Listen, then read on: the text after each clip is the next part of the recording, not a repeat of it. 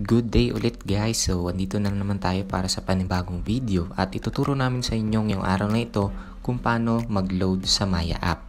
And kung wala pa kayong Maya account, please download, and kung gusto nyo na malaman kung paano magkaroon ng Maya account, meron po kaming video na ilalagay po namin sa description ang link. So, click nyo na lang po yung link guys para malaman nyo po kung paano ma-verified at gumawa ng Maya account. So, para tayo mag-start, bago tayo mag-start, punta po tayo sa ating Maya app. Hanapin po natin ang Maya app sa ating cellphone. Yan. And click po natin ang Maya app. Enter po natin ang ating password. Yan. Enter po natin ang ating password.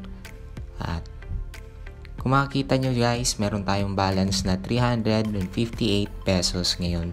So, ngayong araw nito ay maglo-load tayo ng 30 pesos. At para tayo mag-load, kailangan po natin pindutin. Yan. Yung load.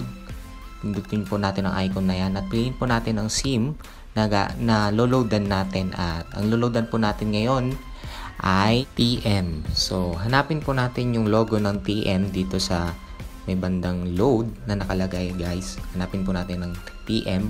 Ayan. Hanapin po natin ng TM. Yan, nasa baba. Pindutin po natin ang TM at piliin po natin ang mga gusto nating i-load. So guys, ang pipiliin po natin ngayon na i-load ay ang AllNet Surf 30. So, hanapin po natin yung AllNet Surf 30 guys. Scroll down po natin yan. Yan, scroll down po natin hanggang sa mahanap po natin ang gusto natin na promo or regular load na gusto nating ikarga sa ating SIM. So, hanapin po natin ang i-register natin na promo. Yan. Hanapin po natin. Scroll down lang po natin. So, ayan, nakita na natin guys ang hinahanap natin ng AllNet 30. So, click po natin yan. Yang AllNet 30. Click po natin kung yan po ang ating gusto.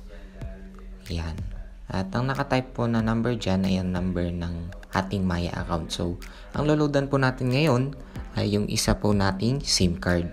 So, i-copy po natin yung ating number and then i-paste po natin upang maging madali po ang ating pagta-type.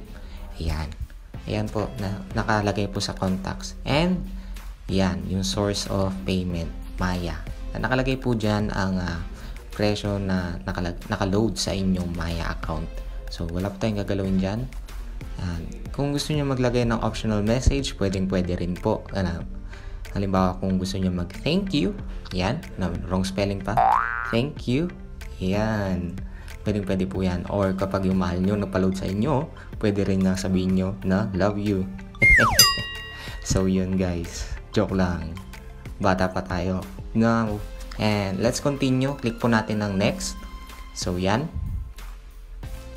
Magkakaroon po ng verification bago po masend ang load or maloadan ang SIM na gusto nyong loadan. Yan. Check po natin na maigi kung tama yung ating loloadan na SIM.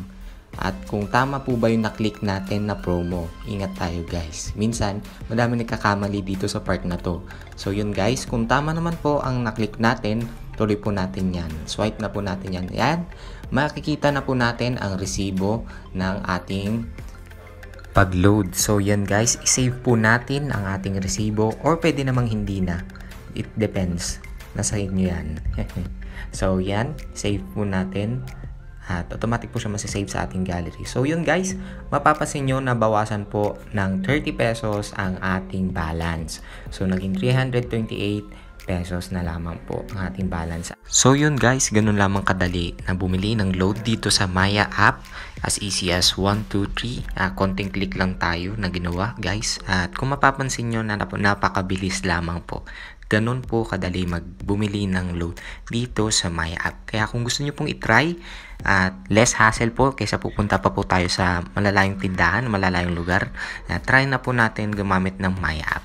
So yun guys, may kita po natin ang transaction natin. Ayan. Nabawasan po tayo ng 30 pesos dahil po nag-load tayo. Nakalagay po dyan lahat ng transactions na ginawa natin. Kaya kung gusto nyo po ng less hassle na transaction para sa paglo-load, try po natin na gumamit ng Maya app. At sigurado po ako na hindi po tayo mahihirapan sa paggamit nito dahil napakadali lang po lang gumamit nito. At yun lamang po guys. Salamat po. Thank you guys sa panonood ng aming video. Naway nakatulong to sa inyo. At kung gusto nyo mag-order na aming Tara G hoodie, please click the link ng aming Shopee account. Pwede kayong mag-order doon. And then huwag nyo kalimutan na mag-like and follow sa aming Facebook page. Tara GG Cash Cash in and Cash Out. And then nasa link na rin ng aming description. Click nyo lang yun and then mapupunta na kayo sa aming Facebook page. And then huwag nyo kalimutan guys na mag-comment ng mga tricks para matulungan rin natin ng ating mga viewers. Maraming salamat sa pag-comment and God bless you.